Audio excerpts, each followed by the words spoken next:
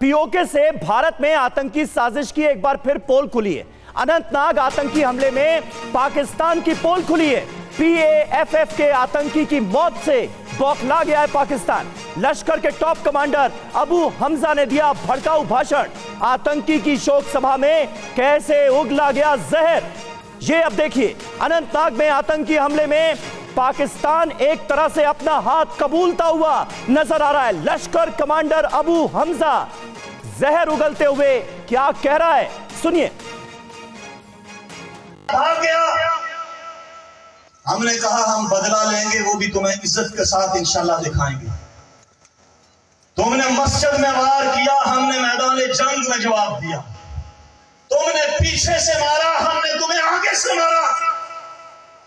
तुमने हमारे निहत्ते मुजाहिद को शहीद किया, हमने तुम्हारे असलहा से लैस MSG कमांडो के घेरे के अंदर तुम्हारी फौज के 3 बड़े अफसरों को खाक और खून में तड़पा कर हमने तुम्हें बता दिया है कि अगर कोई इस तरह की नापाक काम आइंदा करने की कोशिश की तो हम इसी तरह जंगलों में, मैदानों में तुम्हें भगा भगा कर मारेंगे इंशाअल्लाह।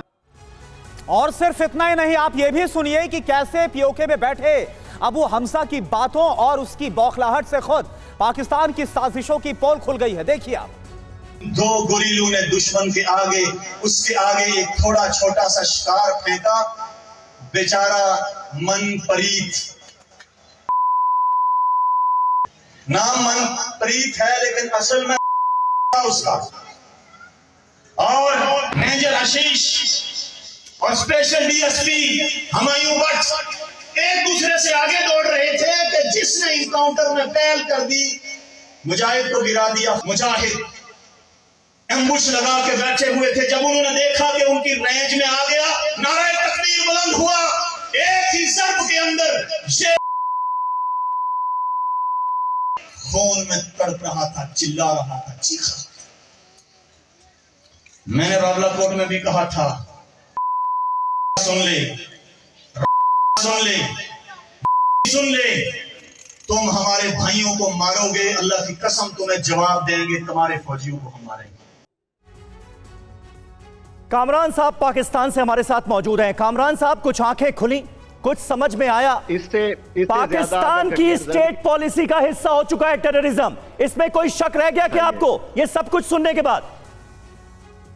मैं आपके व्यूवर्स को कहता हूं कि इस वीडियो को डाउनलोड जरूर करें और इसकी वीडियो को फ्रांसिक जरूर करें। ऑनलाइन अब टूल मौजूद है, सारा भेद खुल जाएगा कि ये ऑडियो कहां, किसने डब की, और इस वीडियो को कामरान साहब बिल्कुल शर्म नहीं आती आपको? बिल्कुल शर्म नहीं आती? पुरानी वीडियो है, अनंतनाग हमले का ये जिक्र कर रहा है आतंकी, खुलेआम पाकिस्तान में रैली करते हुए भाषण दे रहा है। बताइए, ये VCR दौर की चीजें आप दिखाएंगे लोगों को। अनंतनाग में जो आतंकी हमला हुआ उसका जिक्र करते हुए ये आतंकी बता रहा है कि किस तरह से पाकिस्तानी आतंकी इसमें इन्वॉल्व थे। ना सिंधी है ना बलोची है, ये कहाँ का शख्स आपने इसके अंदर डाला है? कोई रलती मिलती बात किया करें, कोई अच्छी एडिटिंग करवा लिया करें ताकि दुनिया के नजरों में ना सही। कामरान साहब, कब तक आप पूरी दुनिया से झूठ बोलेंगे? कब तक आप पूरी दुनिया से झूठ बोलेंगे? थोड़ी तो शर्म खाइए। FATF से बड़ी मुश्किल से आपको थोड़ी सी राहत मिली है। अबू हमजा साफ तौर पर बोल रहा है जो PFF का आतंकी मारा गया उस पर दुख जाहिर कर रहा है, उस पर शोक जाहिर कर रहा है। कब तक आप ये झूठ बोलेंगे दुनिया के सामने? अगर वो वीडियो फेक न्यूज नहीं है या एडिट करके नहीं बनाई गई तो आपके व्यूअर्स खुद चेक कर लें। मैं तो कामरान साहब, आतंकियों की मौत का मातम मनाना आपको बखूबी आता है? आतंकियों की मौत का मातम कैसे मनाते हैं ये आपको बखूबी आता है। वो अपनी बड़े पैमाने पर एक बार फिर तैयार हो जाइए। अगर इसी तरह की हरकतें जारी रही तो वो घड़ी बहुत नजदीक आने वाली है एक बार फिर, क्योंकि 29 सितंबर की तारीख तो आपको याद होगी जब 2016 में इसी पीओके में सर्जिकल स्ट्राइक की गई थी। आप उनके ऊपर जुल्म सितम करते हैं। सुनिए बात को, बात को सुनिए कामरान साहब, बात को सुनिए। आप एक तरफ 29 सितंबर की तारीख याद है आपको? 29 सितंबर की तारीख याद है आपको? हमें याद है, उस दिन एक कब्बा याद है ना? याद है ना? पायलट जो है वो हमने बड़ी इज्जत के साथ। अरे भाई, ये गलत टेप रिकॉर्डर बजा दिया आपने। ये टेप रिकॉर्डर तो आप लोग एयर स्ट्राइक के जवाब में बजाते हैं। मैं सर्जिकल स्ट्राइक का जिक्र कर रहा हूं, जब आतंकियों के लॉन्च पैड इसी पीओके में घुसकर तबाह किए गए थे, आतंकियों को मौत के घाट उतारा गया था। उस वक्त भी आपके मुल्क ने ऐसे ही मातम मनाया था। मैं उसकी याद दिला रहा था। जब आप 1 इंच भी पाकिस्तान की सरजमीन पे पांव रखेंगे ना, तो आपको अंदाजा हो जाएगा कि वो सर्जिकल स्ट्राइक थी या हमें पता है, पता है ना भारत को कि क्या होता है। आपको अभिनंदन मेरा ख्याल है शायद भूल गया। अरे कामरान साहब, कम से कम इस बात पर तो आप शर्म खाइए। मेरा सवाल सुनिए, आप इस बात पर तो शर्म खाइए कि ये जो सांप सपोले जिनको आप पाल रहे हैं ना, 2014 में इन्होंने आप ही को डसा था। पेशावर आर्मी स्कूल अटैक आपको याद होगा ना, इन्होंने आपको डसा था। कम से कम इतनी तो शर्म खाइए कि इनको मत पालिए इस तरह से, इनके खिलाफ कार्रवाई करिए। राक एजेंट थे और हम तो पूरी दुनिया को बता रहे हैं कि तहरीक तालिबान पाकिस्तान को फंडिंग जो है वो राक कर रहा है, और इंडिया ना सिर्फ कुलभूषण यादव बल्कि ऐसे दर्जनों अफराद को पाकिस्तान में भेजता है। पता नहीं आपको पाकिस्तान के बारे में कितनी समझ है कमरान भाई, आपको पाकिस्तान के अपने देश के बारे में कितनी समझ है। आपको मालूम होगा कि आपको हाथी के पीठ पर बैठने की आदत है। पाकिस्तान को अमेरिका ने दुतली मारकर हटा दिया, अब चीन के ऊपर बैठ गए हैं। नहीं भारद्वाज साहब, भारद्वाज साहब अपने पैरों में मुझे तो ये लगता है कि बहुत जबरदस्त दबाव में है। ISI का बड़ा खतरा है कामरान साहब को भी, वरना इस कदर बेवकूफी की बात तो कोई भी नहीं करता भाई। भारद्वाज जी देखिए, ये तो उनकी कामरान साहब एक ISI की ही, मेरे को तो लगता है उनकी बातें सुनकर कि वो एक ISI की ही प्रोपेगेंडा मशीनरी का एक हिस्सा ही हैं। बिल्कुल, और वो बार बार वही रिपीट करते जा रहे हैं जो कि उनको ट्यूटर किया गया है बोलने के लिए। अब कहानी ये है कि POK में कुछ ना कुछ खलबली तो मची हुई है, और पाकिस्तान के खुद के अंदर खलबली मची हुई है बहुत। एक सिविल वॉर के कगार पे खड़ा है पाकिस्तान।